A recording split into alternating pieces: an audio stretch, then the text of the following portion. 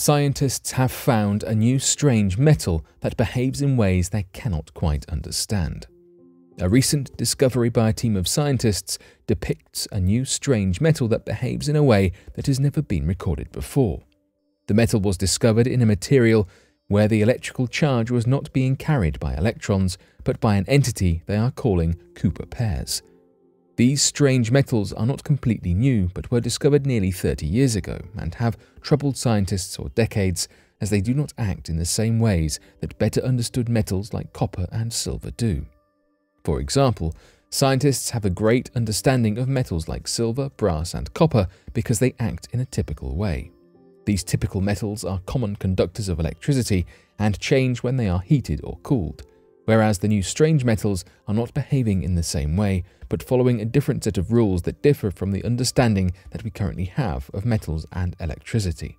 Simply put, electrons belong to the fermions class of particles, and these new Cooper pairs belong to the bosons class.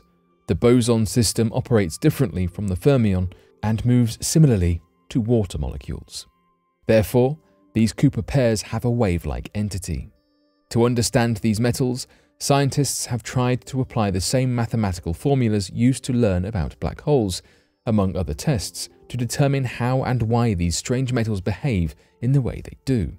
Unfortunately, there is yet to be a clear answer. At the moment, there is still not much knowledge about the strange metals, and scientists are working hard to uncover some more answers, but it may be some time before we gain more knowledge.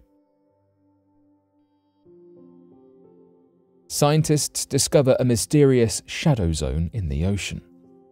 There is an area of ocean containing what is referred to as the most ancient water on Earth, and the reason for this is as interesting as it is confusing.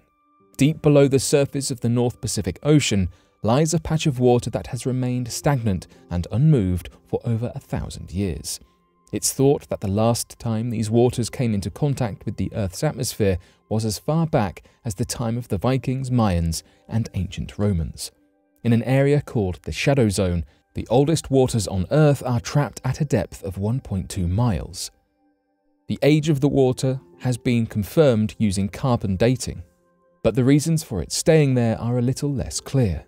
With barely any vertical movement, the ocean water in that shadow zone has been suspended for centuries.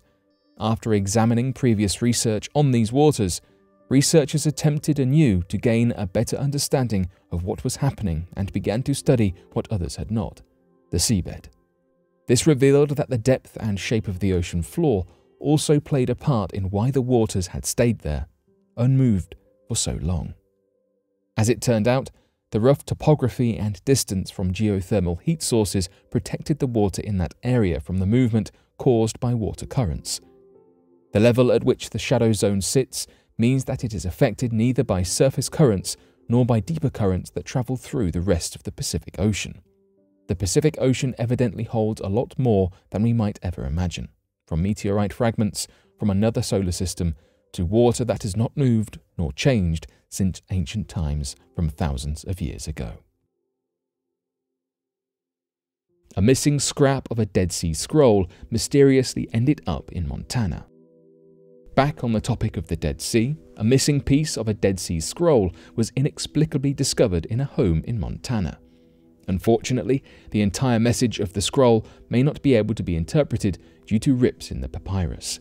Scrolls made of papyrus were common far before the 1500s, with their first speculated uses dating back to BCE. Researchers have been able to translate some of what is on the fragment, its size being slightly larger than a postage stamp. The most obvious and readable things are instructions for which items to send and not to send. For what reason exactly, we have no idea. Yet any note would be mystifying after accidentally travelling from Israel to Montana.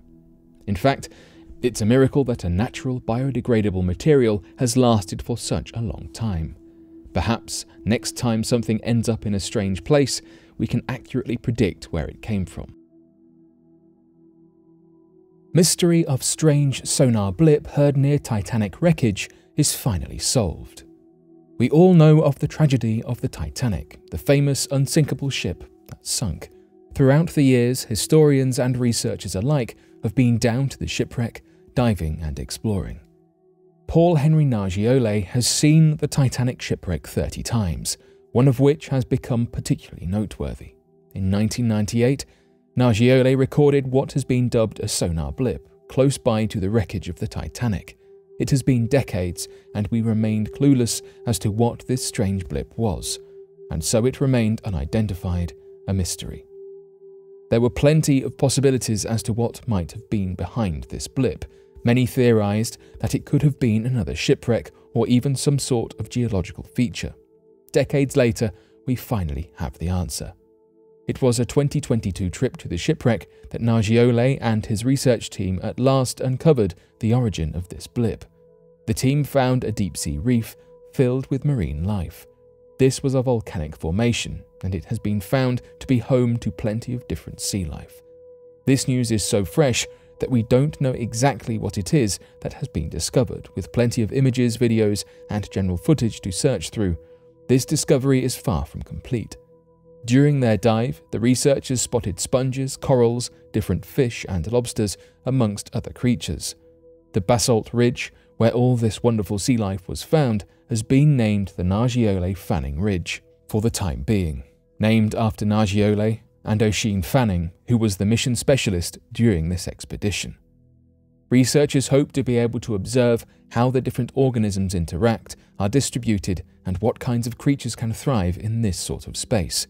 By looking at this and then forming comparisons to other underwater ecosystems, we should be able to learn a lot more about deep-sea environments. It's important to research these ecosystems now, not solely out of interest, but also in the sense of preservation, as we know the climate crisis can have a negative impact upon these systems.